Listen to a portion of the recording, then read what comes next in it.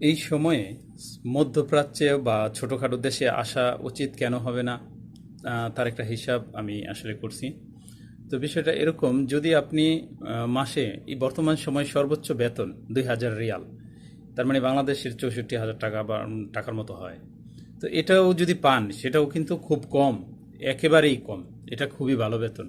কিন্তু সেখান থেকে আপনার যদি লিগ্যাল ওয়েতে থাকতে যান, 1 বছরে আপনার 6,000 রিয়াল লাগতে পারে আপনার কাগজপত্র তৈরি করতে।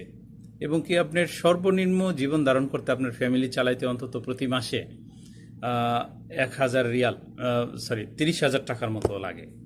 তো সব কিছু মিলাইয়া এরপরে আপনার এই দেশে প্রতি মাসে যদি সর্বনিম্ন খাবার খরচ হিসাব করেন, তাহলেও আপনার প্রতি মাসে 600 রিয়াল, আমি সৌদি আরবের হিসাব যদি বলি, তাহলেও লাগে। তাহলে আপনার কিন্তু মোটামুটি